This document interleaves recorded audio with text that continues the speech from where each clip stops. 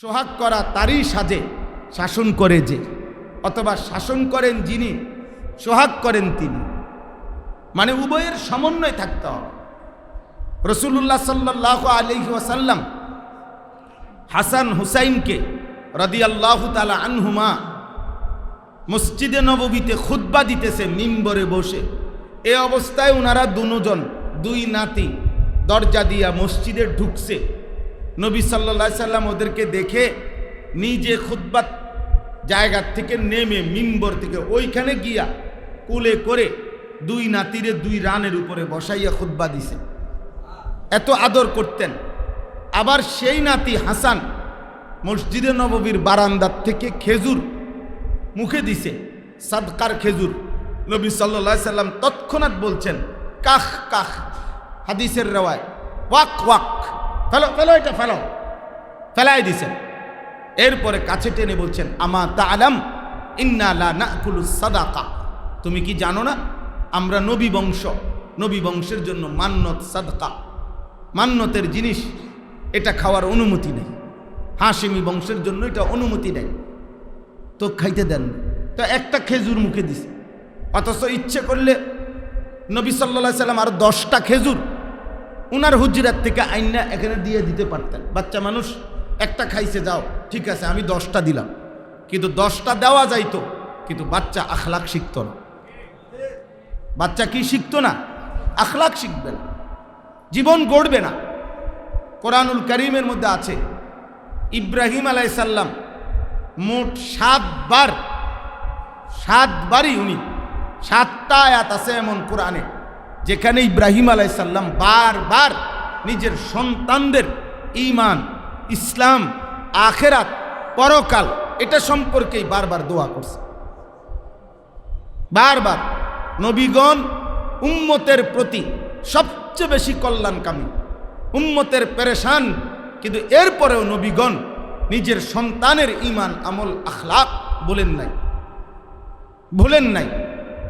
আল্লাহ নবী সাল্লাল্লাহু আলাইহি সাল্লাম হযরতে ফাতেমা রাদিয়াল্লাহু তাআলা আনহা, স্পষ্ট রিওয়ায়াতের মধ্যে আছে ফাতেমার ঘরের দরজায় ফজরের ওয়াক্তে নিজে গিয়ে কোরআন আঁটতেন এবং বলতেন ফাতেমা কুমি লিস-সালাহ, ফজরের নামাজের জন্য উঠো মা, আনকিজি নাফসাকে মিনান নার, ফাতেমা নিজেকে জাহান্নামের আগুন থেকে বাঁচাও, ফা ইন্নী লা উগনি আনকে মিনাল্লাহি শাইআ। বলছে ফাতেমা মুহাম্মদের মেয়ে, এই কথা বললে কিয়ামতের দিন শুধু এই সূত্রে আমি তোমার কোনো উপকার করতে পারব।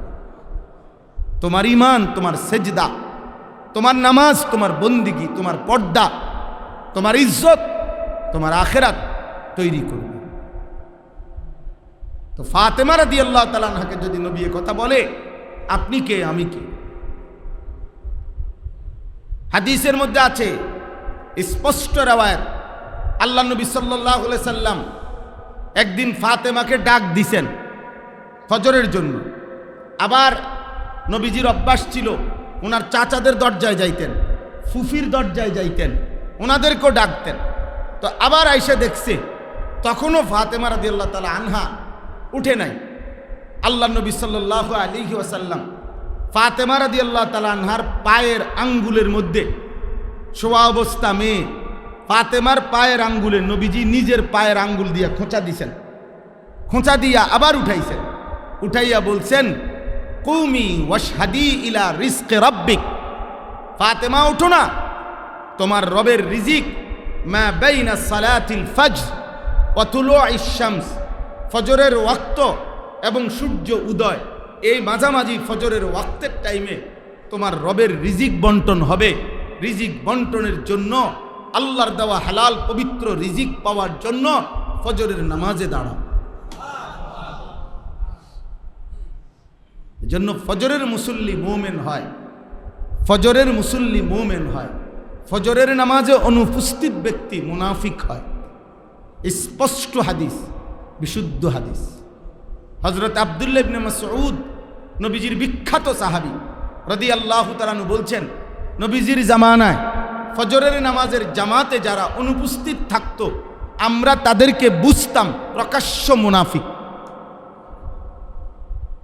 কানা মুনাফিকান বাইয়িনুন নিফাক, আমরা বলতাম এ হচ্ছে প্রকাশ্য মুনাফিক।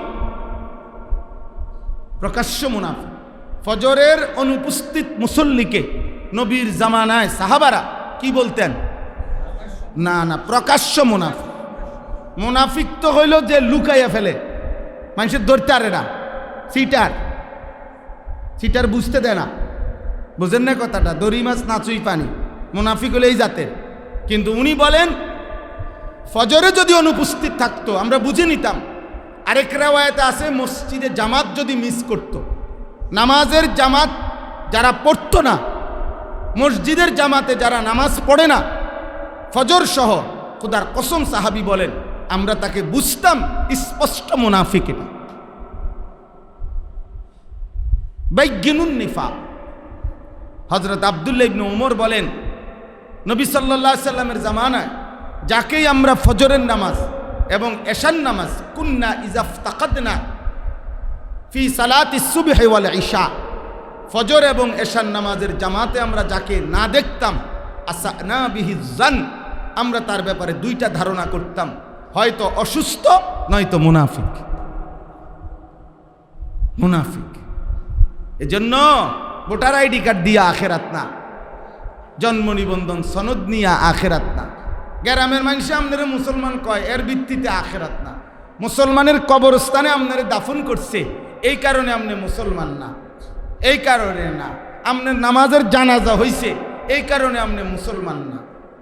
আপনার নামে 2 গরু জবাই করে মানুষ খাবাইছে, এই কারণে আপনি মুসলমান না। আপনার ঈমান, আপনার সেজদা, আপনার বন্দিগি, আপনার গোলামি, আপনার আখিরাতের ফিকির, এর ভিত্তিতে আপনার ঈমান, এর ভিত্তিতে আপনার ইসলাম। খামখেয়ালি করেন না কেউ। ভাত খাওয়ান আর আখেরাত এক কথা না, বিল্ডিং করুন আর আখেরাত এক কথা না, ফুলান বিয়ে দিস ফাটানার আখেরাত এক কথা না, জমি কিনুন আর আখেরাত এক কথা না, মাতবুরি সাদওয়ানে গপ মারন আর আখেরাত এক কথা না, গ্রামে মাতবুরি আর নেতাগিরি করুন আর আখেরাত এক কথা না, এক কথা না। এটা ভিন্ন বিষয়। আখেরাত, আখেরাত ঈমানের দ্বারা গড়তে হয়, আখেরাত সেজদার দ্বারা গড়তে হয়, আখেরাত আল্লাহ তাআলার গোলামির দ্বারা গড়তে হয়। প্রিয় ভাই আমার, বাপ আমার, অনেক বয়স্ক মুসলমান ফুদ বিদেশ পাঠাইয়া বাড়ির বিল্ডিং কইরা জমি কিনা হয়ে গেলে নিশ্চিন্ত হয়ে যায়। পানখানা দেখলে বোঝা যায় চাচা নিশ্চিন্ত। এই জন্য একটার পর এক খিলির পর আরেক খিলি পান খাইতেছে। কেন খায়, কতক্ষণ খায়, টেনশন নাই। চা দোয়ানের বসা দেখলেই বোঝা যায় পেরেশানি মুক্ত, ঝামেলা নাই, বাজার সাজার টাকা পয়সার লাইন হয়ে গেছে। গপ মারা দেখলে বোঝা যায় অহংকার, অহংকার। আমি নিজে জিজ্ঞাসা করছি, চাচা আপনি এখন কি করেন? চাচা কি করেন আপনি? কয় তারা 2 জন বিদেশ। এই চাচা এটা করে। আপনারা জিগাইলাম আপনি কি করেন? কয় তারা 2 জন বিদেশ।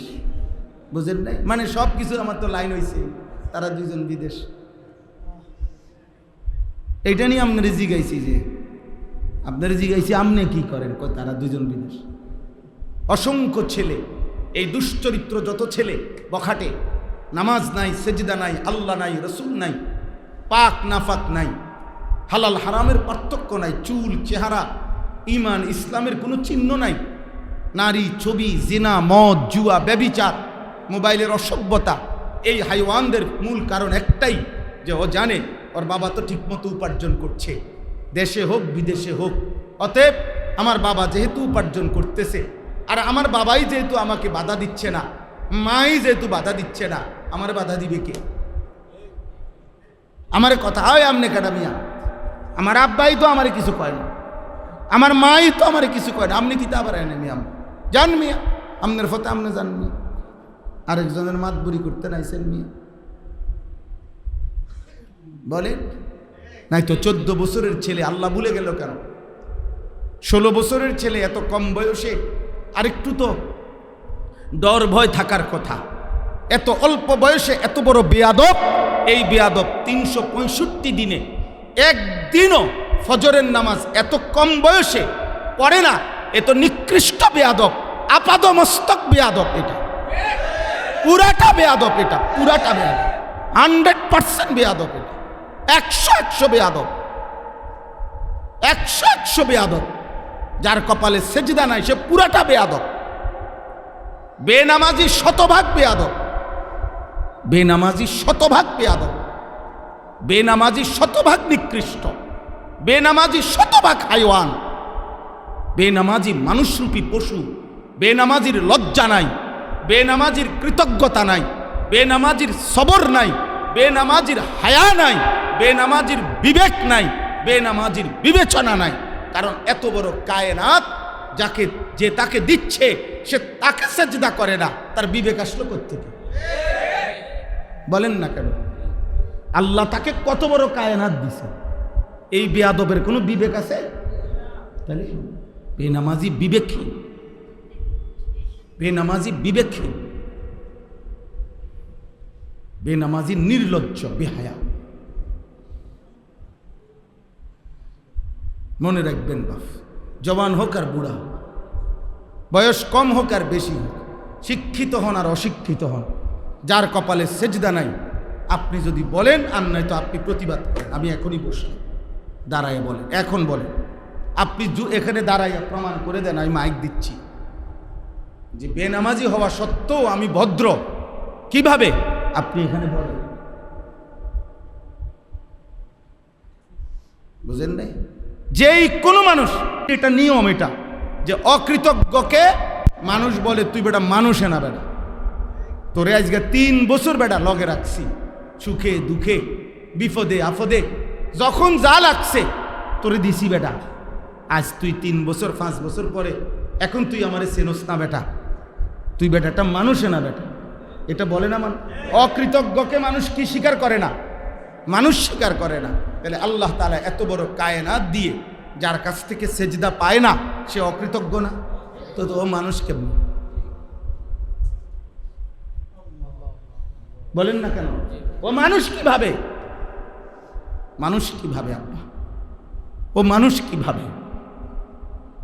এজন্য দোস্ত, এজন্য বাপ ছেলেকে মানুষ বানা। মানুষ হওয়া এক কথা, আর অর্থনৈতিক প্রাণী হওয়া ভিন্ন কথা। এক হলো মানুষ, আর এক হলো উপার্জনকারী প্রাণী। এক হলো আমনের ফুত মানুষ হইছে, আর এক হলো আমনের ফুত উপার্জন করে, রোজগার পয়সা কামাই করে। এটা ভিন্ন জিনিস। শুধু টাকা রোজগার করা, পয়সা রোজগার করা, উপার্জন করা, এতটুকুর নাম জীবন নয়। এটার নাম সফলতা নয়, এটার নাম ভদ্রতা নয়, এটার নাম শিক্ষিত নয়, এটার নাম না। বরং অনেক অসৎ চরিত্রহীন মানুষও কোটি কোটি টাকা, মিলিয়ন মিলিয়ন বিলিয়ন ডলার আয় করে। এই বর্তমান বিশ্বকাপ ফুটবলে সবচেয়ে বেশি, এটা পত্রিকার রিপোর্ট, অনলাইনের রিপোর্ট, মিডিয়ার রিপোর্ট, এই 3টা দেশের বিশ্বকাপে সবচেয়ে বেশি আয় হচ্ছে ওই মানুষদের যেই সমস্ত নারী দেহ বিক্রি করে। হ্যাঁ, এটাই সত্য। ওই বেশ্যা, ওই পতিতা নারী, সেই হচ্ছে বিশ্বকাপ উপলক্ষে সবচেয়ে বেশি উপার্জনকারী। নাউজুবিল্লাহ, নাউজুবিল্লাহ। হ্যাঁ, দেন দয়া করে আব্বা। অতএব আমার কথায় রাগ হবেন না। উপার্জন করা শুধু আফসোসের ব্যাপার। মুসলমান তার ছেলে টাকা রোজগার করে, ফোলাটা লাইনে আছে, টাকা নাই, রোজগার করে না, ফোলাগারে কোনো লাইন করে দিয়ে যেতে পারছি না। উনি বুঝাইতেছে লাইন করে দিছে, লাইন মানে টাকার ব্যবস্থা হয়েছে। আর ছেলেকার কোনো লাইন করতে পারছে না, মানে কি টাকার কোনো ব্যবস্থা নেই। এই জীবন, আমরা এই মুসলমান। আমাদের জীবন উপার্জন না, আমাদের জীবন ইবাদত, আমাদের জীবন আখিরাত, আমাদের জীবন বন্দিগি, আমাদের জীবন সেজদা, আমাদের জীবন আল্লাহ তাআলার গোলাম। আব্বা, এটাই সত্য, এটাই বাস্তব। ছেলেরা বাপ বুঝতে শেখো, বুঝতে। প্রতিদিন আফসুস হয় এটা, লক্ষ লক্ষ ছেলের কোনো অভিভাবক নাই, অভিভাবক বন্ধু আছে, অভিভাবক অসৎ বন্ধু, অসৎ বন্ধু। যে যাকে গুনার কাজে প্ররোচিত করে, যে যাকে গুনার কাজে সহযোগিতা করে, আল্লাহর কসম, কোরআনের ভাষায় সে বন্ধু না, সে শয়তান। সত্য কথা। কোরআনুল কারীম আল্লাহ তাআলা বলছেন সে শয়তান, শায়াতিন আল ইনসি ওয়াল জিন। কোরআন কারীম আল্লাহ বলছে প্রত্যেক নবীর বিপরীতে দুই ধরনের শয়তান থাকে, এক হলো মানুষ শয়তান, এক হলো জিন শয়তান। লিকুল্লি নাবিয়িন আদুওয়া, প্রত্যেক নবীর দুশ্মন হয়, শত্রুর হয় দুইটা, এক হলো মানুষ শয়তান, এক হলো জিন শয়তান। এজন্য পাপীকে, যে মানুষ পাপ করে কিংবা পাপের সঙ্গী হয় কিংবা পাপের সহযোগিতা করে কিংবা পাপ কাজে মানুষ তার উপরে নির্ভর করে, খোদার কসম সে শয়তান। তিন জিনিস: পাপী, পাপীর সঙ্গী, দুই এই পাপ করতে গিয়ে সে যার উপরে নির্ভর করেছে, যার শেল্টারে সে পাপ করে। হ্যাঁ, কোরআনুল কারীম স্পষ্ট আছে, আপনি শুনেন, আমি কোরআন থেকে বলি। কোরআনুল কারীম আছে আল্লাহ তাআলা হাসরের দিন বলবে ফেরেশতাদেরকে যে হে আমার ফেরেশতারা, পাপীদেরকে তিনজন একসাথ করো। তিনজন, প্রত্যেক পাপীকে তিনজন একত্র করো। তিনজন কি? এক নাম্বার আল্লাযীনা যালামু, যারা পাপ করেছে। দুই নাম্বার ওয়া আজওয়াজাহুম, তাদের পাপ কাজে যারা সঙ্গী হয়েছে। তিন নাম্বার ওমা কানু ইয়াবুদুনা মিন দুনিল্লাহ, পাপ করতে গিয়ে আমি আল্লাহকে বাদ দিয়ে যার উপরে নির্ভর করেছি। আল্লাহ বলেন এই তিন বেঈমানকে একসাথ করে ফাহদুহুম ইলা সিরাতিল জাহিম, জাহান্নামের রাস্তা দেখায় দাও। কোরআন শরীফের সূরা সাফফাতের আয়াত, সরাসরি আয়াত। পাপীর সঙ্গী এবং পাপটা সে, আপনি শেল্টার দিছেন, কোবা আমি আছি, কোবা এলা সমান করে এলা, পরে আমি দেব, বুঝলেন না? জিডা পাই মাথাটা ফাটাইলেন তো বেড়াই, 2-4-20 জন যদি সেভ করতে না পারি, কি ঘাস কাটি নি বেড়া এলাকা। আজ এতদিন ধরে চুরি করি, এত টেয়া জমাইলাম, তোরার মতো 2-4-20 জন যদি সেভ করতে না পারি, কি রে কি না, আমি এটা কইলাম না, বুঝলেন না? ফালাই দেবে, 2-4টা ফালাই দিতাম, পরে দেখ আস্তাগফির। আহা উহশুরুল্লাযীনা যালামু ওয়া আজওয়াজাহুম ওমা কানু ইয়াবুদুনা মিন দুনি, একদম স্পষ্ট ভাঙ্গা বলছে না, পাপীকে একত্র করো, পাপীর সঙ্গীকে একত্র করো, আমি আল্লাহকে বাদ দিয়ে সে যার উপরে নির্ভর করত তাকে একত্র করো। ফাহদুহুম ইলা সিরাতিল জাহিম, এই তিনজনকে একত্রে জাহান্নামের পথ দেখায়। আরো আছে, এরপরে আল্লাহ তাআলা বলবেন যখন ফেরেশতারা ওই তিন নাফরমানকে একত্রে জাহান্নামের দিকে নিয়ে যাবে, জাহান্নামের রাস্তার মুখোমুখি যখন হবে, আবার আল্লাহ ডাক দিবে। আল্লাহ ফেরেশতাদেরকে বলবে ওয়াকিফুহুম, এই ফেরেশতারা এই তিন বেঈমানকে দাঁড় করা, একটু দাঁড় করাও। ইন্নাহুম মাসউলুন, আমি আল্লাহ এখন একটু জিজ্ঞেস করব, আমি আল্লাহ জিজ্ঞেস করব, কেন পাপ করলা, কেন সহযোগিতা করলা, তোমার উপরে কেন নির্ভর করলো, বলো। তিনজন উত্তর দাও। এই একজনকে বলবে তুমি কেন পাপ করলা, আরেকজনকে বলবে তুমি কেন সহযোগিতা করলা, আরেকজনকে বলবে তোমার উপরে কেন নির্ভরশীল হলো পাপ করতে গিয়ে, নাফরমানি করতে গিয়ে। হত্যা, খুন, সন্ত্রাসী, চাঁদাবাজি, ধর্ষণ, ব্যভিচার, সুদ, কিস্তি, মদ, জুয়া। আল্লাহর নবী সাল্লাল্লাহু আলাইহি ওয়াসাল্লাম বলেছেন লাআনাল্লাহুল খামরা, মদের উপরে আল্লাহর লানত। ও শারিবাহা, মদ যে পান করে তার উপরে আল্লাহর লানত। ও বাইআহা, মদ যে বিক্রি করে তার উপরে আল্লাহর লানত। ও মুবতাআহা, যে ব্যক্তি মদ ক্রয় করে তার উপরে আল্লাহ তাআলার লানত। ও আসিরাহা, যে মদের ফ্যাক্টরি দেয় তার উপরে আল্লাহর লানত। ও মুতাসিরাহা, ওইটাকে মদ হিসাবে রূপান্তর করে যে তার উপরে আল্লাহর লানত। ওয়াল হামিলা, আলাইহা, যে মদের গাড়ি, মদের বোঝা, মদের ফোজা বহন করে তার উপরে আল্লাহর লানত। মদের চারদিকে, নেশার চারদিকে যে জড়ে আছে সবগুলোর উপরে আল্লাহর লানত, আল্লাহর লানত, আল্লাহর লানত। নবীজি বলছে আল্লাহর লানত, লানত সবটির উপরে লানত। এই পুরা প্রকল্পের সাথে যতজনের সম্পৃক্ত আছে, গাড়ি হোক হেল্পার হোক, বুঝেন নাই, সবটা পুরা পুরা প্রকল্প, মাদকের পুরা প্রকল্পের উপরে, নেশার পুরা প্রকল্পের উপরে আল্লাহর লানত। নাউজুবিল্লাহ, নাউজুবিল্লাহ। দোস্ত, জিন্দেগি কঠিন হয়ে যাচ্ছে।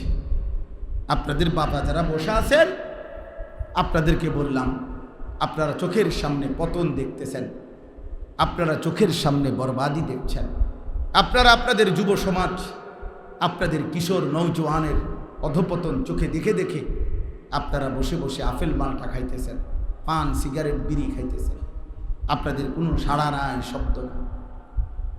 বিল্ডিং করতেছে, এটার উপরে বুঝাইছে কি কি মাল আনছেন করতে, ইট আনছেন করতে, সিমেন্ট আনছেন করতে, কত করে সিমেন্ট 535, দূর ব্যাক 520 করে শিক্ষারে ডাকে। আমারে কইতেন আমি প্রতি ব্যাগে আপনাদের 2 টাকা করে লাভ করে দিতাম। আহারি ভাই, আমি তো আসলে জানছি না, এই দরাটা খাইলাম, 2 টাকা করে লস খাইলাম। এই চলছে কথা সিমেন্টের উঠে, বালুর উঠে, ইটের উঠে। হ্যাঁ, ছেলে এক ওয়াক্ত নামাজ পড়ে না, মেয়ে পর্দা করে না, স্ত্রী পর্দা করে, ঘরের সদস্য 6 জন, আল্লাহর কোরআন পড়তে পারে না একজন, ঘরের সদস্য 8 জন, ফজরের নামাজ পড়ে না একজন। মেয়েগুলোর কারো পর্দা নাই, ছেলেগুলোর কারো সেজদা নাই। চুল দেখলে বোঝা যায় না মুসলমানের সন্তান না বেঈমানের সন্তান। গায়ের গেঞ্জি দেখে বোঝা যায় না মুসলমানকে পছন্দ করে না বেঈমানকে পছন্দ করে। কিরে আব্বা, এইভাবে মানুষের পরিচর্যা বাদ দিয়া, মানুষের প্রতি যত্ন বাদ দিয়ে আমরা এখন ব্যস্ত বস্তুর প্রতি। এজন্যই বর্তমান যুগকে বস্তুবাদের যুগ। বস্তুবাদিতাই এখানে প্রধান, এখানে বস্তুই মেন। এবার কেমন হইল ভাই সোফাটা, কেমন বিশ্বাস করেন নিজে দাঁড়ায় থেকে আনছি, বুঝলেন?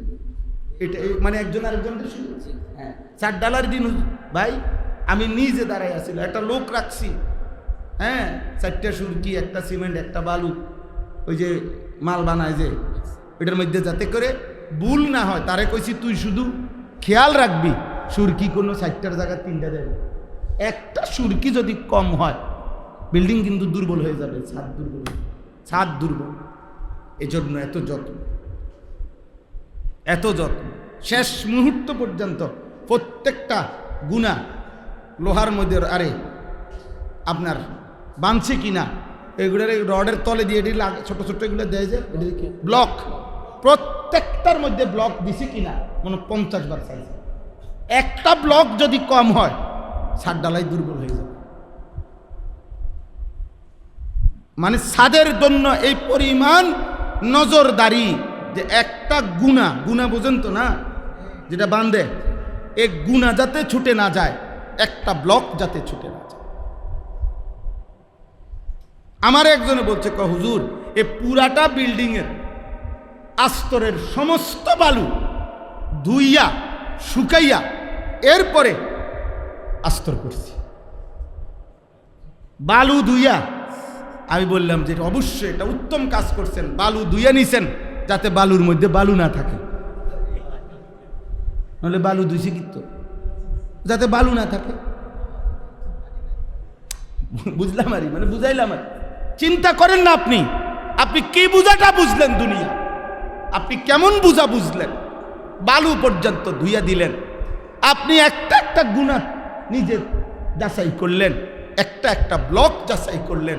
আপনার ছেলেটা আব্বা এই বিল্ডিং এর নিচে, এই বিল্ডিং, এই কষ্টের ঘাম ঝরানো এই ভবনের নিচে যেই ছেলেটা ঘুমাবে ও সারা রাত উলঙ্গ ছবি দেখে মোবাইলে, যেই মেয়েটা ঘুমাবে ওই মেয়েটা আরেকটা ছেলের সাথে হারাম প্রেম করে, যেই মহিলাটা ঘুমাবে এই মহিলাটা বাজারে বাজারে বেপরদা ঘুরে এই নাফরমানদের জন্য নিয়ে এই বিল্ডিং করলেন।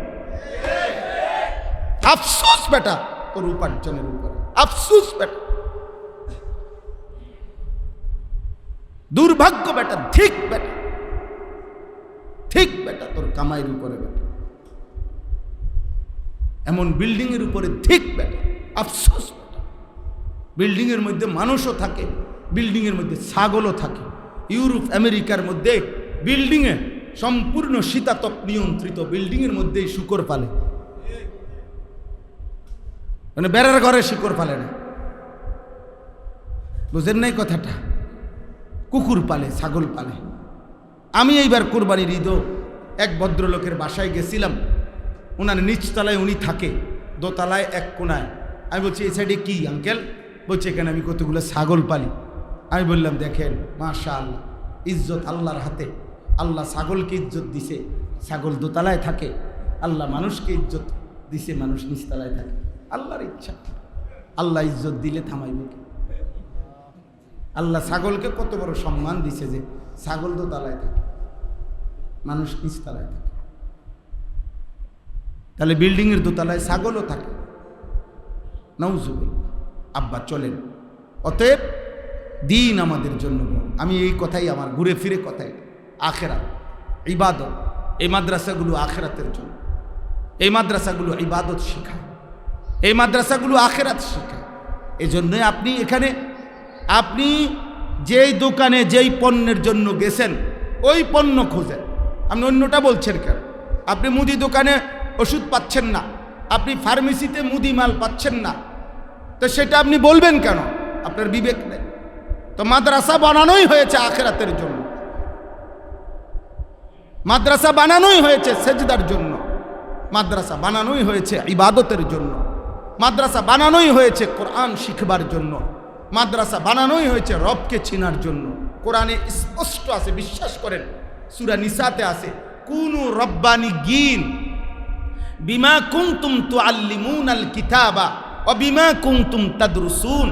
আল্লাহ তাআলা বলতেছেন, যেহেতু তোমরা একদল কোরআন পড়াচ্ছ, আরেক দল কোরআন পড়ছ, তোমাদের উভয় দলের প্রতি আমি আল্লাহর আদেশ, কুনু রব্বানিয়িন, তোমরা রবওয়ালা হও, আল্লাহওয়ালা হও, আল্লাহওয়ালা হও, আল্লাহওয়ালা হও। খোদার কসম, এটা কোরআন শরীফের আয়াত। আর কেমনি কইতো বাংলা? আপনারা আর কেমনে বুঝাইতো বলেন না? আপনারা আর বুঝাইতো কেমনে? আল্লাহ তাআলা বললেন, আরে আমাগো ভদ্রলোকদের মাথা চোখে ঘুম নাই, আমগরে নিয়ে পেরেশানি, মাদ্রাসাকে আরো আধুনিকায়ন করো, মাদ্রাসাকে আধুনিকায়ন করো। এটার মধ্যে আপনার সমস্ত কিছু, মাদ্রাসাই একমাত্র প্রতিষ্ঠান যেখানের বাচ্চা ডাক্তারও হইতে হবে, ইঞ্জিনিয়ারও হইতে হবে, রাজমিস্ত্রিও হইতে হবে, কাঠমিস্ত্রিও হইতে হবে, দুনিয়াও শিখতে হবে, অন্যান্য আখেরাতও শিখতে হবে। কারণ এই বেটার দায়িত্ব সব শিখা। কিন্তু ডাক্তার ইঞ্জিনিয়ার না হলেও চলবে, ইঞ্জিনিয়ার ডাক্তার না হলেও চলবে। দুনিয়ার সমস্ত কর্মস্থলের ব্যক্তি যেটা শিখছে ওইটার কর্ম করে, এত অসুবিধা নাই। অসুবিধা শুধু আমগরে লইয়া। আমাকে আমার রব বলছে রবওয়ালা হইতে, আমাকে আমার রব বলছে রবওয়ালা হইতে, আখেরাতওয়ালা হইতে। তো আমি সেটাই বুঝছি কিনা আপনি সেটা না দেখবেন। আমার মধ্যে আখেরাতের ঘাটতি দেখলেন আপনি আফসোস করবেন। হুজুর মানুষ আমল কই, হুজুর মানুষ চরিত্র কই, হুজুর মানুষ নামাজ কই, হুজুর মানুষ সেজদা কই, হুজুর মানুষ তাসবিহ কই, হুজুর মানুষ তেলাওয়াত কই, হুজুর মানুষ পাক নাফাক কই, হুজুর মানুষ হালাল হারাম কই, হুজুর মানুষ কবরের ভয় কই, হুজুর মানুষ জাহান্নামের ভয় কই। এটা যার সাথেই ত্রুটি, যেই হুজুরের মধ্যে ত্রুটি, তার জন্য আপনি আফসোস করেন। বোঝেন নাই আমার কথা? তার জন্য আপনি কি করার যুক্তি আছে? আফসোস করার যুক্তি আছে। কিন্তু আমরা এটা বুঝি না। মাদ্রাসাত পড়ে কি হইব? তো আপনি যেহেতু জানেন না, তা আপনি কি পড়াইবেন? কোরআনুল কারীমে আল্লাহ বলছে কুনু রাব্বানিয়িন। এই শব্দটা মনে রাখেন, কুনু বলেন রব্বানিয়িন। এই রব্বান মানে রব মানে কে? এই রব্বানি মানে আল্লাহওয়ালা। এটাই অর্থ। আল্লাহওয়ালা হও, আল্লাহওয়ালা হও। আল্লাহ বলছে তোমরা কোরআন পড়াচ্ছ, তোমরা কোরআন পড়ছ, তোমাদের উদ্দেশ্য তোমরা রবওয়ালা হবে, রবওয়ালা হবে।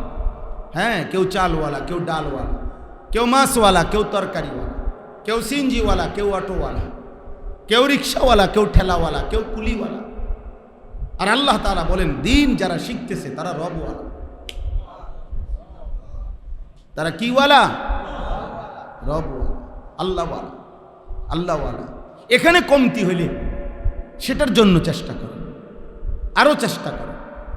আজকেও আমি আসরের নামাজের পরে এই কসবা উপজেলার হাফেজ আলেমদেরকে অল্প একটু নসিহত করার সুযোগ হয়েছে। শুধু আলেমদেরকে, উনাদেরকে এটা বলছি অনেকক্ষণ যে ভাই এটা জরুরি যে আমার মধ্যে ঈমান, এলেম, আমল, তাকওয়া, আল্লাহর ভয়, গুনাহমুক্ত জীবন এটা যেন না হয়, আমার চরিত্র যেন নষ্ট না হয়, আমার আখলাক যেন নষ্ট না হয়, আমার দ্বারা যেন কোনো হারাম না হয়, আমার দ্বারা যেন কোনো আমার শাহওয়াতের কারণে আমার উলামা সম্প্রদায়, আমার মাদ্রাসার জগৎ যেন লজ্জিত না হয়। আমি একজনের কোনো পাপ আমি হারাম উপার্জন করলাম অথবা আমি হারাম যৌন চাহিদা পূরণ করলাম, তো পুরা উলামার সমাজ যেন আমি একজনের নাফরমানির কারণে এত বড় এত দিনের 1450 বছরের এলেম আমলের খেদমত যারা করছে তাদেরকে তুমি কলঙ্কিত করো না ভাই। কোনো একজন আলেম, কোনো একজন হুজুর, কোনো একজন উস্তাদ, কোনো একজন ব্যক্তির বদ আমল হতেই পারে, থাকতেই পারে, কিন্তু এই কারণে 1450 বছরে এলেম আমলের এই সিলসিলা সব বৃথা। বলেন না কেন? কোনো একজনের ডাক্তার, কোনো একজনের দুর্নীতি, অসৎ আচরণের কারণে এই পুরা চিকিৎসা শাস্ত্র এটা সব ভুয়া, এটা পুরাটা ভুয়া হয়ে গেল। তো বলেন না রে ভাই। অতএব দয়া করে আপনাদের কাছে এই আয়াতের তর্জমা শুনে শেষ আমার কথা। আপনারা মেহেরবানি করে ছেলেরা, ভাই তোমাদের কাছে আমার অনুরোধ, একটা পৃথিবীর যেই কোনো বিবেকবান আব্বা একটা ছেলে হলো বুঝছো যে আত্মপরিচয় ভুলে গেলে তার দাম একটা পিঁপড়ার কাছেও, একটা মশামাছির কাছেও আত্মপরিচয়হীন ব্যক্তির মূল্য থাকে না। আত্মপরিচয় ভুলে যাওয়া কাপুরুষতা। এই জন্য আমার চুল থেকে পায়ের নখ আমি মুসলমান, আমি মুসলমান। ইসলামে সব কিছু গুরুত্বপূর্ণ। ইসলামের সেজদা যেমন গুরুত্বপূর্ণ, ইসলামে পোশাকও তেমন গুরুত্বপূর্ণ। চুল, চেহারা, লেবাস এটাও গুরুত্ব, সব গুরুত্বপূর্ণ। আমি এই গত জুমায় আমার মসজিদে বলছি, জুম্মার বয়ান, যদি কেউ মনে করেন যে পোশাক একটা সাধারণ বিষয়, এটার মধ্যে ইসলামে এটা নিয়ে এত টানাটানি করেন কেন, তাহলে আপনারা বলেন তো, যদি এটা একটা সাধারণ বিষয় হয় তাহলে আমাদের নবী সাল্লাল্লাহু আলাইহি সাল্লাম বহু হাদিসে বিশ্বাস করেন, কারণ বুখারী মুসলিম সহ সমস্ত হাদিসের কিতাবে আছে, নবী সাল্লাল্লাহু আলাইহি সাল্লাম বলেন পায়ের টাকনুর নিচে যেই কাপড়, প্যান্ট, জামা আর প্যান্ট, এরপরে লুঙ্গি, পায়জামা, টাকনুর নিচে যদি পুরুষের থাকে, আল্লাহ নবী সাল্লাল্লাহু আলাইহি সাল্লাম স্পষ্ট বিশুদ্ধ হাদিসে বলছেন ওই অংশ জাহান্নামে যাবে, জাহান্নামে যাবে, জাহান্নামে যাবে।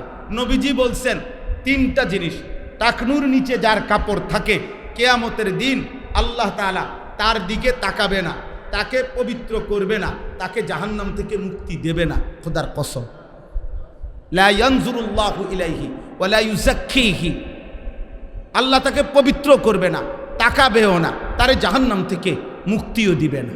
এখন প্রশ্ন হইল, এই টাকনুর নিচে, ফ্যানটা টাকনুর নিচে অথবা লুঙ্গিটা অথবা পায়জামাটা, এটা তো মারাত্মক কিতা, কথাটা বোঝেন না? এটা একটা সাধারণ বিষয় ধরেন না আপনি, যে এটা তলে গেছে আরে এটা লইয়া কামনে এরকম শুরু করছে। নবীরে বলেন, বুঝেন নাই আমার কথাটা? আপনি রাসূলুল্লাহ সাল্লাল্লাহু আলাইহি সাল্লামকে বলেন তাইলে যে আপনি এটা লইয়া এরকম শুরু করলেন, এটা এতবার কোন কেন? এটা সাধারণ বিষয় কই, এটা টাকনুর নিচে কাপড়, এটা যাইলে না যাইলে এটা লইয়া এত টেনশন কি? বেড়া 3 লাখ টাকা পর্যন্ত দান করে লাইছে, এত বড় মসজিদ করে দিছে, আমনে বইয়া রয়েছেন বেড়া টাকনুর নিচের ফ্যান লইয়া। বলেন, এটা এতবার বললো কেন, এত গুরুত্ব দিলেন কেন? তাহলে ইসলামের মধ্যে পোশাকের গুরুত্ব আছে কি না? তা নাহলে এটা কি? হাদিসে আছে আল্লাহ নবী সাল্লাল্লাহু আলাইহি সাল্লাম বলেছেন, আপনারা বহু শুনছেন, শবে বারাত নিয়ে ওয়াজ যখন হয়, এই ওয়াজের মধ্যে হুজুররা সব মসজিদে মসজিদে বলে যে এই রাত্রিতে কিছু নাফরমানের গুনাহ মাফ হয় না, তওবা মাফ হয় না। আল্লাহ তাআলা খালেস তওবা না করলে, এর মধ্যে একটা হলো এই মুসবিলু ইজার, টাকনুর নিচে যে পায়জামা প্যান্ট লুঙ্গি পরে শবে বারাতের মতো বরকতের রাতেও তার গুনাহ মাফ হয় না, তারে আল্লাহ তাআলা তার দোয়া কবুল হয় না। এটা এত কঠোরতার কি, যদি পোশাক ইসলামিক কিছুই না হয়? তাহলে এক হলো আমার কমতি, যে হুজুর আমার এটা ঘাটতি, হুজুর আমার ভুল হয়ে যায়, দোয়া করেন আল্লাহ জানে শুধরানির তৌফিক। হুজুর দাড়ি রাখা উচিত, আমি চেষ্টা করতেছি, অথবা মানি হুজুর, ফিকির করি, দোয়া করেন হুজুর আল্লাহ যাতে রাখতে তৌফিক। এটা হলো একটা কথার ঢং। আরেকটা হইলো এই মিয়া হুজুর মিয়া, আর কথা নাই মিয়া, হ্যাঁ আর ওয়াজ নাই, আর ওয়াজ নাই মিয়া, দাড়ি লইয়া এরকম শুরু করছেন কা? আশ্চর্য কথা, এটা কি বলবো? একটা হলো আমার ঘাটতি, আমার কমতি, স্বীকার করেন, আপনি কমতিটা স্বীকার, আমার ঘাটতি নাই, কথা বলেন না কেন? আমার গুনাহ নাই, তো আমি কি বেহেশতের থেকে আসছি না? আমাকে হিসাব দিতে হবে না আব্বা? আমাদেরকে দিতে হবে কি না বলেন না? তাইলে আপনাদের কাছে অনুরোধ, এইখানে আমি এটাই বলতেছি যে রাসূলুল্লাহ সাল্লাল্লাহু আলাইহি ওয়াসাল্লাম মক্কার জীবনে, এবার শুনেন, শুধু তর্জমা শুনেন, বুঝবেন অল্প একটু। 3টা আয়াত আমি পড়ছি, 12 নম্বর পারা, 11 নম্বর সূরা, সূরায়ে হুদ। এই সূরার 3টি আয়াত, 12, 13, 14, এই 3টা আয়াতের এখন শুধু তর্জমা বলতেছি, তাইলে আমার কথা শেষ। আমাদের নবী সাল্লাল্লাহু আলাইহি সাল্লাম মক্কার জমিনে যখন কালেমার দাওয়াত দিতেন, দিবা নিশি বলতেন, তো মক্কার কুরাইশ কাফেররা নানাভাবে বিরোধিতা করত। বিরোধিতার এমন কোনো আইটেম নাই তারা করত না। বিরোধিতার করতে গিয়ে তারা বহু রং বেরঙ্গের কথা বলত, রং বেরঙ্গ। মানুষের একটা বদ অভ্যাস, যে আমি যখন সিদ্ধান্ত নিলাম যে ওই আমাদের দেশে কয় যে সে যেহেতু সজাগ, আসলে কোনো ঘুমে না, সে সজাগ, তো কিন্তু চোখ বন্ধ করে রাখছে, আমনে এর 1000 ডাকলেও তো উড়ে কাটতেন। বুঝেন না কথাটা?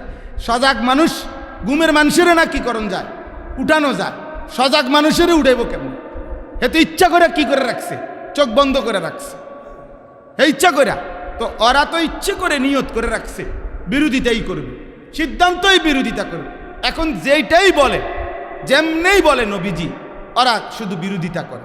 তো এক পর্যায়ে মক্কার কিছু কুরাইশ নবী সাল্লাল্লাহু আলাইহি সাল্লামকে বলতে লাগলো, মুহাম্মদ 2টা কথা। 1 নাম্বার বলল যে মুহাম্মদ, যদি তোমার কাছে অজস্র ধনভাণ্ডার থাকতো, আমাদেরকে তুমি যেই কোনো প্রয়োজনে হিউজ পরিমাণ, প্রচুর পরিমাণ যদি সম্পদ দিতে পারতা, তোমার কাছে যদি অনেক সম্পদ থাকতো, তাইলে আমরা তোমাকে মানতাম, তাইলে তুমি বুঝতাম বড় পয়সাওয়ালা, বড় নেতৃস্থানীয় ব্যক্তি। তোমার কাছে এটা নাই, তোমার নিজেরই পেট চলে না, তুমি আমগরে গীতা দিবা, নাউজুবিল্লাহ। 2 নাম্বার, দ্বিতীয় প্রস্তাব, যে যদি তোমার সাথে সরাসরি প্রকাশ্যে মানুষের আকৃতিতে হোক, যেমনি হোক, যদি একজন ফেরেশতা থাকতো, যে তুমি বলার সাথে সাথে ফেরেশতাও বলতেছে প্রকাশ্যে আমাদের সামনে যে এনি আল্লাহর নবী, তোমরা তার কথা মানো, তাইলে আমরা মানতাম। তুমি এরকম একজন ডাইরেক্ট ফেরেশতা না। এই 2। 3 নাম্বার, তোমার এই কোরআন, যেই কোরআন তুমি আমাদের সামনে পেশ করতেছ, এই কোরআনের মধ্যে আমাদের মূর্তির, আমাদের দেবতার বিরোধিতা কথা আছে। তাইলে তুমি এইটা বাদ দিয়া আমাদের দেবতার বিরুদ্ধে কোনো কথা নাই, এরকম একটা কোরআন শরীফ আনো, বা অন্য কিছু একটা আনো। এটার মধ্যে সমস্যা আছে, এটার মধ্যে অসুবিধা এখানে আছে। কোরআন শরীফের জায়গায় যায় লা আ'বুদু মা তা'বুদুন, আছে না, কুলিয়া আইয়ুহাল কাফিরুন, সূরা হজ্জের মধ্যে আছে। একটা সুন্দর একটা উদাহরণ দেই, আপনি বুঝবেন।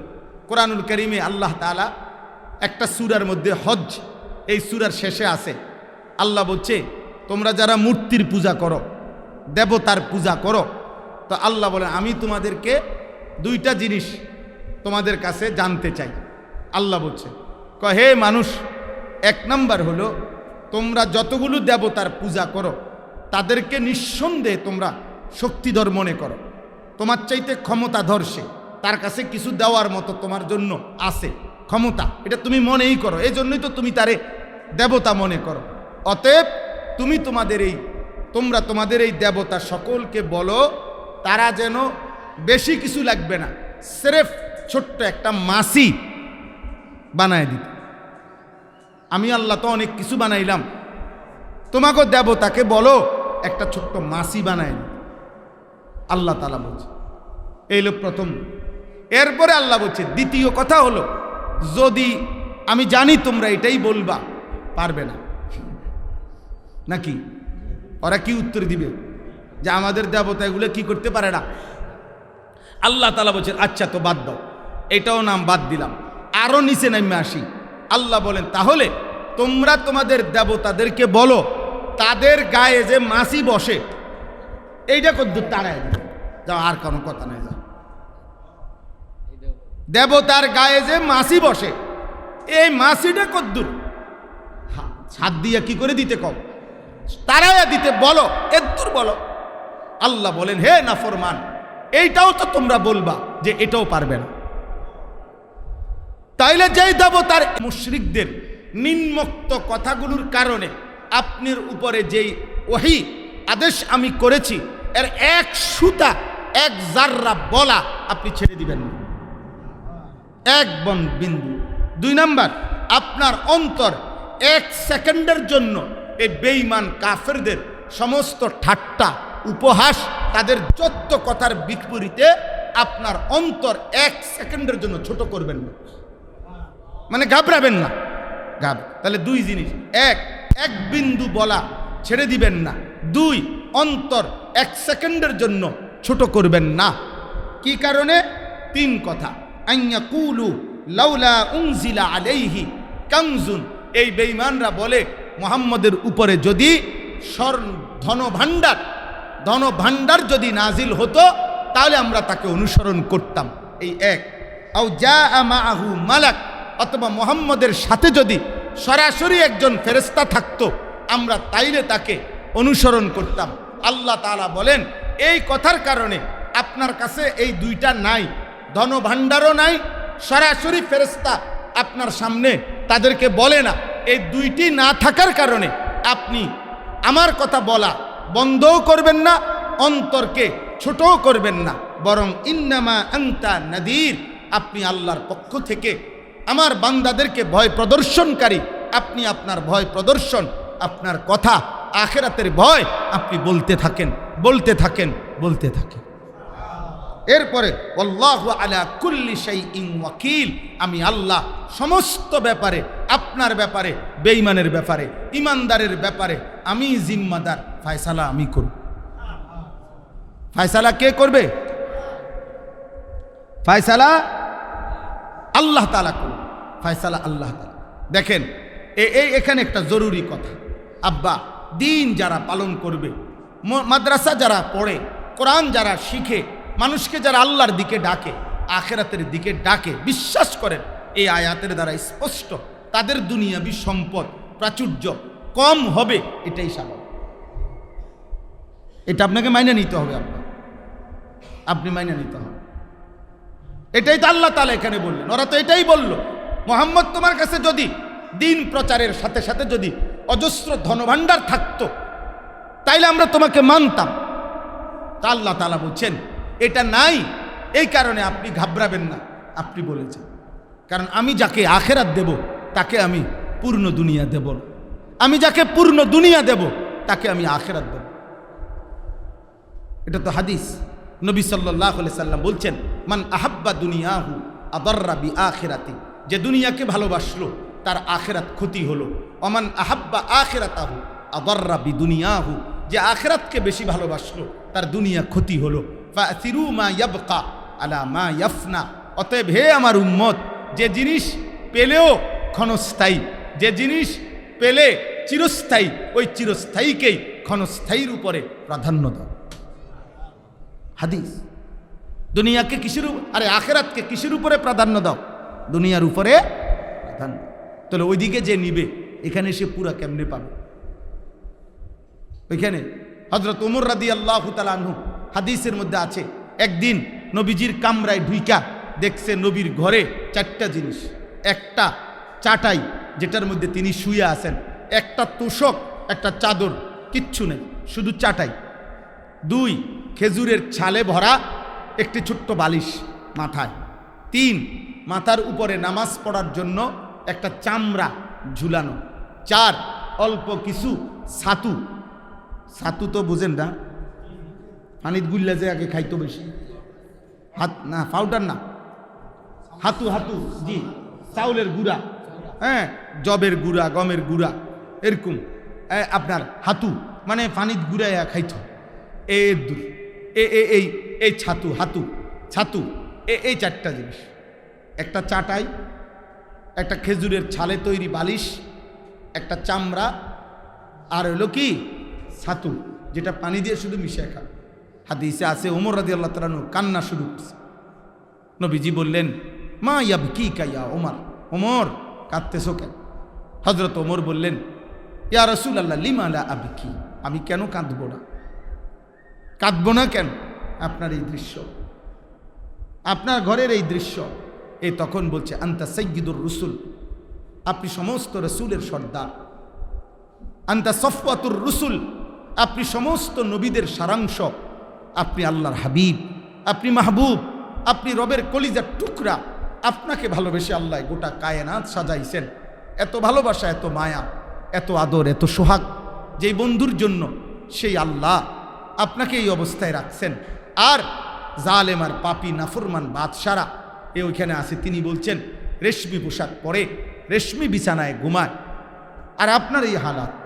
তখন নবীজি একটা বাক্য বলছে, আমা তারদা আন তাকুনা লানাল আখিরা ওয়া লাহুমুদ দুনিয়া।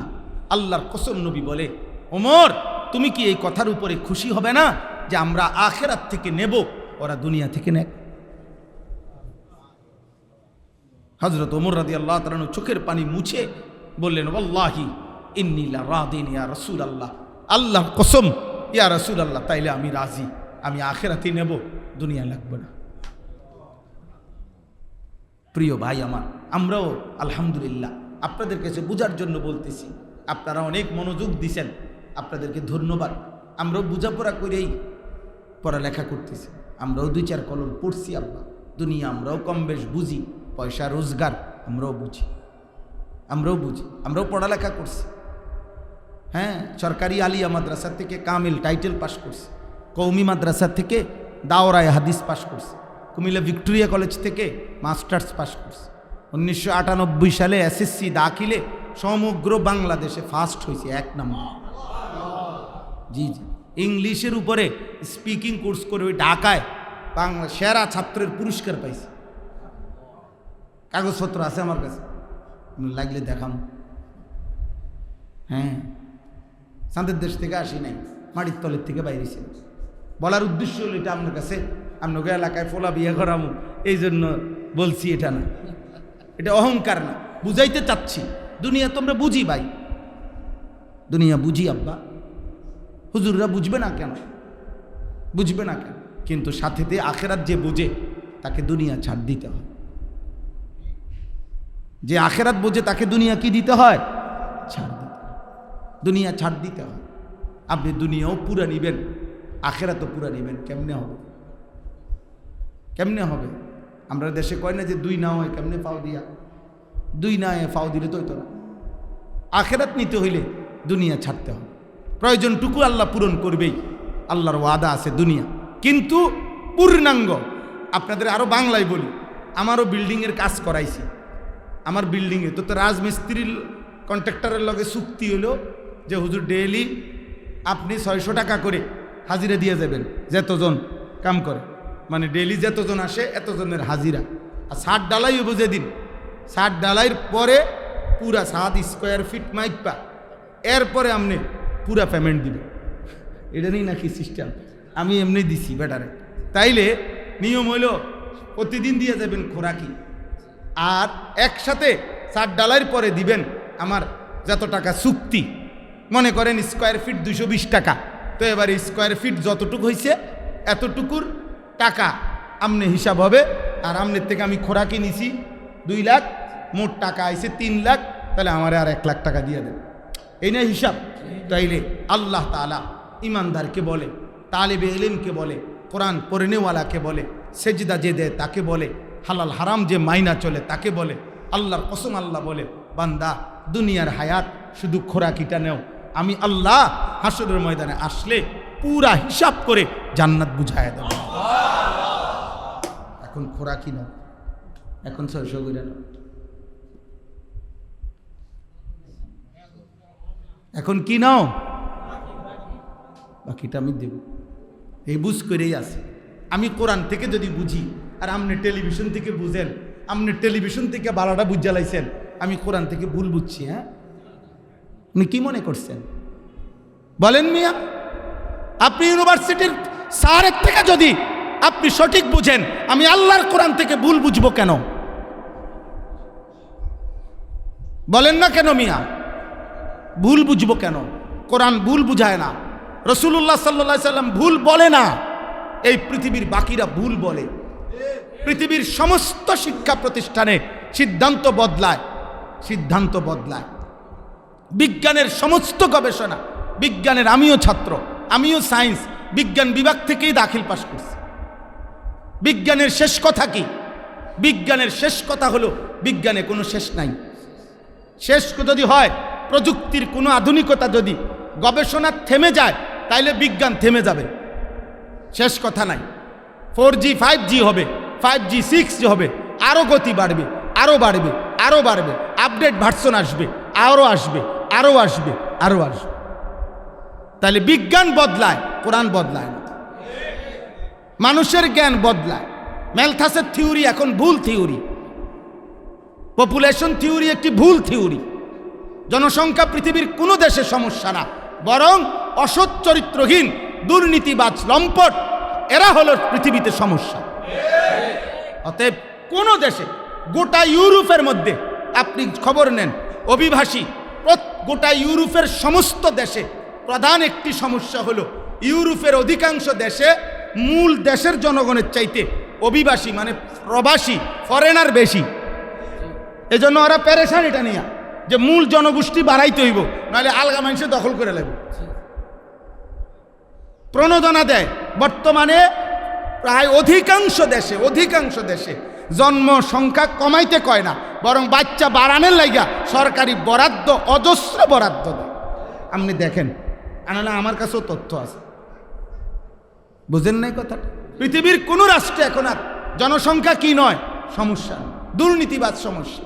আমি তো এই জন্য অনেক দিন আগে থেকে প্রস্তাব দিছি যে মহিলারে বড়ি না খাবাইয়া এই সুদখুর ঘুষখুর যেগুলা হারামখোর, এগুলারে 30 দিনে 30টা বড়ি খাবান দরকার। হারামখোর গুলা এগুলা যাতে কমা যায় পৃথিবীতে, এগুলারে বেডিতের বড়ি যেডি এডি এগোরে খাওয়ান দরকার। মায়ের কোলের ছোট্ট বাচ্চা, ওই পৃথিবীর কোনো কি না, মাসুম বাচ্চা, এমন একটা ছোট বাচ্চা, কোলের একটা বাচ্চা যখন হাসে, খোদার কসম প্রত্যেক বাচ্চা যখন হাসে তো গোটা পৃথিবী হাসে। ওই পৃথিবীর বোঝা হবে কেন? ওই সমস্যা হবে কেন? সমস্যা তো হবে চোরে না, কথা বলেন না? সমস্যা তো চোর, মদখোর, নেশাখোর, গাঁজাখোর, ফুট্টাখোর, বাবাখোর, ডাইলখোর, ইয়াবাখোর, এগুলা না সমস্যা সমাজে, এগুলারে না বড়ি খাবার দরকার। সমস্যা এরা না, ছোট্ট মাসুম বাচ্চা, কোলের বাচ্চা সমস্যা পৃথিবীতে। আল্লাহ আমাদেরকে হেফাজত করেন। অতএব সম্পদ নয় আখিরাত। বলেন সম্পদ নয় কি? বলেন কি? চলেন ফিকির করেন যার যার জায়গায়। সবাই মাদ্রাসায় পড়তে হবে জরুরি না, কিন্তু সবাই আখিরাতে যাইতে হবে এটা জরুরি। আপনি আমি মরে যাবেন, দয়া করে খামখেয়ালি করেন। বালাওয়াজ করছে, হুজুরের কথাটি খারাপ কইছে না, মানলে তো ভালোই হইতো। এসব ফাঁকনা কথা কইয়েন, চালাকি মারেন। মানে অনেকে আছে ফাজিল, হ্যাঁ না কথাটি একবারে কইছে জাগা মতো, মানলে তো আরে কয় তো বুঝি তো, আমরা লেগেই তো কয় মানলে তো ভালোই হইতো, গপ মারে। আর আপনারা গপ মারতে বলি নাই, আপনাকে মানতে বলছি। বলেন ইনশাআল্লাহ, বলেন ইনশাআল্লাহ। হালাল হারামের পার্থক্য মানেন, ছেলে মেয়েদেরকে দিন শেখান, মাদ্রাসাকে ভালোবাসেন, কোরআনকে ভালোবাসেন, কোরআনকে ভালোবাসেন। ত্রুটি আছে আপনি সংশোধনের ফিকির করেন, অসুবিধা। আপনার চোখে এটা ত্রুটি তো ঠিক আছে, সংশোধনের ফিকির করেন। আপনার চোখে এই হুজুরের সমস্যা, তো হুজুরের লোকে কথা বলেন।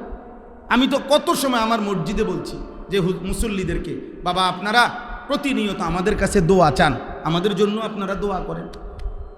কি ভাই আমার দোয়া দরকার নাই তো আপনারা আমার লেগে দোয়া করেন। আল্লাহ যেন আমার আখলাক, আমার চরিত্র, আমার চলাফেরা, আমার ঈমান আমল যেন ঠিক করে দেয়। আমি যেমন আপনাদের জন্য দোয়া করি, তো আপনারা আমাদের জন্য দোয়া করবেন না? মুসল্লিরা ইমামের জন্য দোয়া করা উচিত না? তো করে করে শাসক জনগণ প্রত্যেকের জন্য দোয়া করেন। হ্যাঁ, রাজা প্রজা প্রত্যেকের জন্য দোয়া করেন।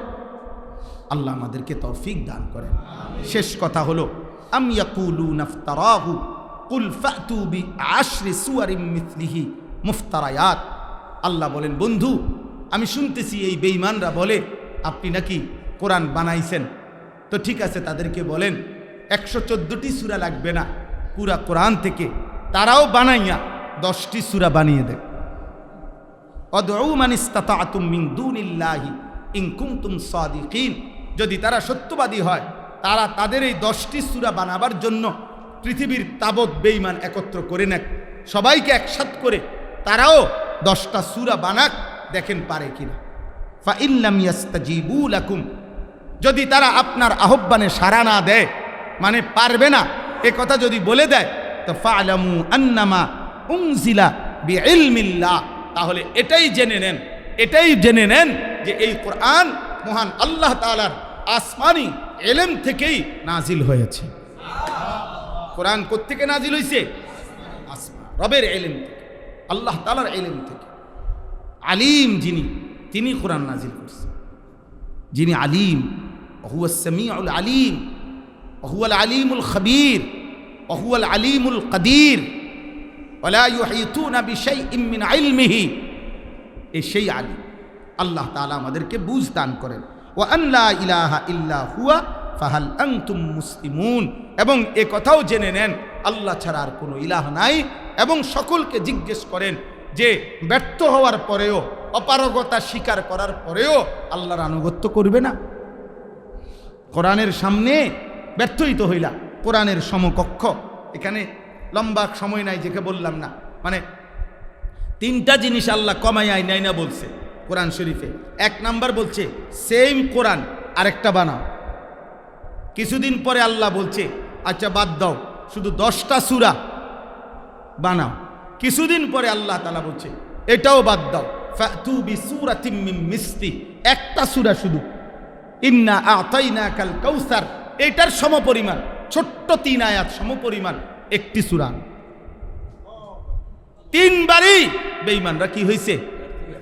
ব্যর্থ হয়েছে 3 বারই ব্যর্থ।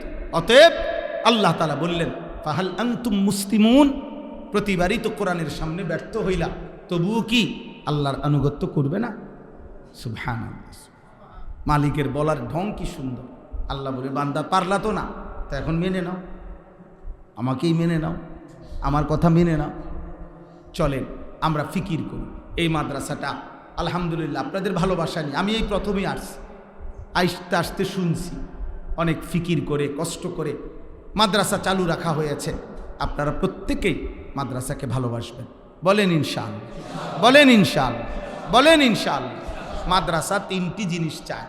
1 নাম্বার দোয়া, 2 নাম্বার আতফাল সন্তান, 3 নাম্বার আমওয়াল দান সাদাকা। দান সাদাকা, এই 3টি জিনিস মাদ্রাসা চায়। আমার শায়েখ আল্লামা মুফতি মুশতাকুর নবী সাহেব বলে, কেউ যদি মাদ্রাসার জন্য এই 3টি জিনিস দিয়ে সহযোগিতা করে, 1 নাম্বার দোয়া করে, আল্লাহ যেই করুক আপনার কোরআনের ঘর হইছে, আপনার বন্ধুর সুন্নাতের ঘর হইছে। আল্লাহ আপনি কবুল করে নেন। আপনার এই কথা বলতে অসুবিধা আছে কোনো? তো আপনি এটা বলবেন না। দেখুন তো অমুকের ফুতে হুমুকে দিছে মাদার, কত মাতবর দেখছি, কয়দিন টিকে, কয়দিন টিকছে, মনে করুন 3 দিন টিকছে, তো 3 দিনের সওয়াব নেই, তো 3 দিনের সওয়াব অসুবিধা কি? আরে 3 দিনের সওয়াব আসেনি, তো 3 দিনের সওয়াব আপনার অসুবিধা কি? বুঝেন না আপনি কথাটা? দেখবো তো আপনি কতক্ষণ টিকবেন। হ্যাঁ, তো আমি 3 ঘন্টা টিকছি আর কি, তো 3 ঘন্টার নেকি নাই? তাহলে আপনি 3 ঘন্টার নেকি হাসরের ময়দানে যদি আল্লাহ তাআলা বলে, বান্দা ঠিক আছে 3 ঘন্টার এই নেকির বরকতে তোর জাহান্নাম থেকে মুক্তি দিয়ে জান্নাত দিয়ে দিলাম, তখন আপনি কি করবেন? উমা কথা কয় না, তখন আপনি কি করবেন? আপনি তখন আফসোস করবেন না? ইন্নালিল্লাহ, এইভাবে দরা খামো তো বুঝছি না কথাটা। আরে কিও কয়, আল্লাহ দি কয় হেরে মাফ করে দিছে বলে। এই জন্য আমি সব বহু মাদ্রাসা, আজকে তো আলহামদুলিল্লাহ আল্লাহর দয়ায় 22 বছর এই ওয়াজের জিন্দিগি, আলহামদুলিল্লাহ কত শত শত মাদ্রাসায় জীবনে গেলাম। আমার কথা একটাই, যে যেটা যতক্ষণ টিকছে, আমার যদি ইখলাস থাকে, আল্লাহর জন্য করে থাকি, তাইলে ওই এতদিনের নেকি, এতক্ষণের নেকি, এটা কি মুছে যাবে? তো আমার নেকি না দরকার, আমার আখেরাতে না দরকার, আমার 2 ইলেকশন দরকার না। আল্লাহ তৌফিক দান করেন। এই জন্য মাদ্রাসার জন্য দোয়া করবেন, মাদ্রাসায় আপনাদের সন্তানদেরকে পড়তে দিবেন। মুসলমানের সন্তান দিন শেখানো দরকার। আব্বা দিন শিখে, 3 জনে 1 জন না। আমি সব সময় বলি, একটা ছেলে হলেও মাদ্রাসায় দেন, একটা মেয়ে হলেও মাদ্রাসায় দেন। এই কথা বলা জায়েজ না, এই কথা বলার কোনো জায়েজ না, অনুমতি নেই। আপনি এটা কোন হিসেবে বলছেন? নবীজি সাল্লাল্লাহু আলাইহি সাল্লাম বলছেন, তালাবুল ইলমে ফরিদাতুন আলা কুল্লি মুসলিম।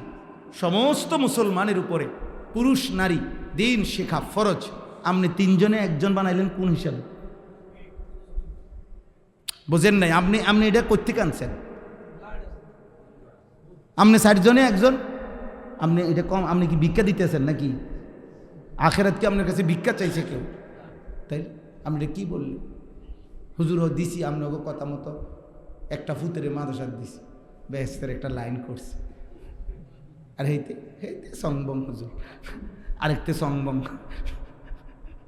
এটি বুঝি কথা না, বরঞ্চ মুসলমান যতজন দিন শিখবে কি, আর কেউ দিন শিখলে, কোরআন শিখলে, হাদিস শিখলে, সুন্নাহ শিখলে, নামাজ শিখলে, উপার্জন করা, কামাই করা, বিদেশ যাওয়া, অন্যান্য পেশা গ্রহণ করা হারাম। তো আর সমস্যা কি? অন্য কোনো উপার্জনের কাজ করা কি হারাম? তো তাহলে আর অসুবিধা কি? তাইলে সমস্যা কোথায়? অতএব দিন শিখবে কয়জন? 4 জনে 1 জন। 3 জনে কয়জন? 3 জনে কয়জন? 3 জন। কোন 3 জনে কয়জন? যতজন ততজন। আল্লাহ তৌফিক দান করে। কিছু কিছু দান সাদাকা করবে, দান সাদাকা, নাম দরকার না, সুযোগ থাকলে নাম বলুক, না বলুক, মনে রাখুক, মনে না রাখুক, আপনার কথা দিছি হুজুর, আমিও কথা মতো 3 বারে 300 করে 900 টাকা দিছি, হৌদা সেনেও না এরকম কত দিছি। কিতা চিনতো আপনারে? মাথা আপনারে আলগি দিয়া সাদের উপরে বাঁধা ধুইতো নাকি? তো কি চিনতো? কি আপনাকে কি চিনতো? আপনার নামে মাইকিং করতো, মাইকিং করলে তো 300 টাকা খরচ হয়ে যাবে। তাহলে এটা কোনো কথা? বুঝেন নাই আমার কথাটা? কেউ মনে না রাখুক, কিন্তু আরশের গায়ে, রবের আরশের গায়ে আপনার দান উঠবে কিনা? তো আল্লাহ তাআলা ভুলবে কখন? কথা বলেন না। অতএব আল্লাহ তো ভুলবে না, আপনার নেকি মিলবে কিনা বলেন? অতএব দান করবে, বলেন ইনশাআল্লাহ, বলেন ইনশাআল্লাহ। মাদ্রাসার আপনার ছাত্র, মাদ্রাসার উস্তাদ, শুধু আগে আমাদের দেশে আমরাও ছোটবেলায় ছাত্র জীবন পুরাটা লজিং থাকছি, মানুষের বাড়িতে আল্লাহর বান্দারা খাওয়াইছে। আপনাদের এখানে এই প্রচলন আছে, আপনারাও সুযোগ করে মাদ্রাসার উস্তাদ, মাদ্রাসার ছাত্র নিজেদের বাড়ির থেকে মেহমানদারি করবেন। মেহমানানে রসুল মনে রাখবেন, তালেব ইলম কোরআন পড়ে কিংবা পড়ায়, ভাইয়া বিশ্বাস করেন ওরা মেহমানে রসুল, রসুলুল্লাহ সাল্লাল্লাহু আলাইহি সাল্লামের মেহমান। নবী সাল্লাল্লাহু আলাইহি ওয়াসাল্লাম, নবীজি স্পষ্ট হাদিসে আছে, যারা হজে উমরায় গেছেন, মসজিদে নববী নবীজির রওজার ঠিক পিছনে আপনার একটা উঁচু জায়গা আছে, এই জায়গাটাকে বলে আসহাবে সুফফা। নবী সাল্লাল্লাহু আলাইহি সাল্লামের কাছে যারা দিন শিখতেন, এই সাহাবারা এখানে থাকতেন। আবু হুরায়রা বিশেষ করে এই সাহাবারা 120 জন 30 জন নবী সাল্লাল্লাহু আলাইহি সাল্লাম, এরা সবাই জানতো, নবীজি বলে রাখছেন, এখানে যারা এলেম শিখে এরা আমার পরিবারভুক্ত, তোমাদের কারো সুযোগ হইলে তোমরা খাওয়াইও, না হইলে এরা সব আমার মেহমান। আসহাবে সুফফা, নবী সাল্লাল্লাহু আলাইহি সাল্লাম মেহমানদারি করতেন। এই জন্য তালিবে এলেম চর্চা যারা করে তারা রাসূলুল্লাহ সাল্লাল্লাহু আলাইহি সাল্লামের মেহমান। এজন্য মাদ্রাসার উস্তাদ, মাদ্রাসার ছাত্র, তাদেরকে আপনারা লজিং রাখবেন, বলেন ইনশাআল্লাহ। বলেন, বলছেন যে 2 জন উস্তাদের লজিং দরকার, মাদ্রাসার সুযোগ থাকলে 2 জনে 2 জন উস্তাদকে নিয়ে আপনাদের যার সুযোগ হয় চেষ্টা করবেন ইনশাআল্লাহ। পারবেন ইনশাআল্লাহ? বলেন একজন হিম্মত করে যে হুজুর আমি যে কয়দিন পারি একজন হুজুর খাওয়াবো, কোন দেখি। নিয়ত করেন না, ফিকির করে যে হুজুর আমি আশা করছি, পারলে আমি চেষ্টা করব। বলেন, দেখেন ফিকির করে কেউ হিম্মত হয় কিনা। নাই তো ভাবেন, আপনি চেষ্টা করে দেখেন যে হুজুর আমি পারছি, 1 বছর খাওয়াইছি, 6 মাস খাওয়াইছি, আমার আবার সামর্থ্য হচ্ছে না, ঠিক আছে। আমাদের রশিদিয়ার হজরত বলে দানের কোনো বকেয়া নাই, মানে হুজুর আমি 3 মাস দিছি, পরের 2 মাস দিতে পারছি না, এরপরে আবার দিতে গেছি, পিছনের 2 মাসও দিতে হইব না, দানের কোনো কি নাই, বকেয়া নাই। ঋণের না বকে, আপনি ঋণে না পুরা শোধ করতে হয়, দান তো দানে। চেষ্টা করবেন। আচ্ছা এখন আপনারা, আমি বললাম আপনাদের কাছে, আপনারা ফিকির করে করবেন ইনশাআল্লাহ। বলেন ইনশাআল্লাহ। ভাইবেন, এখনো যদি বলেন তো বললেন, না বললেও সমস্যা নেই। আপনাদের আল্লাহ পাক রিজিকের মালিক, অবশ্যই ব্যবস্থা হবে। যার সুযোগ হয় আপনারা মাদ্রাসার ওস্তাদ লজিং রাইখেন, ছাত্র লজিং রাইখেন, মাদ্রাসায় দান সদকা করেন, 1 টাকাই দিয়ে, 100 টাকাই দিয়ে, 1000 টাকাই দিয়ে, আল্লাহর দ্বীনের জন্যই দিবে। আল্লাহ আপনাদেরকে তৌফিক দান করে। আজকের এই মুবারক মাহফিল আল্লাহ তাআলা কবুল করে নেন। আপনাদের সবার কাছে অনুরোধ রইল। আর শেষ কথা হলো, এখানে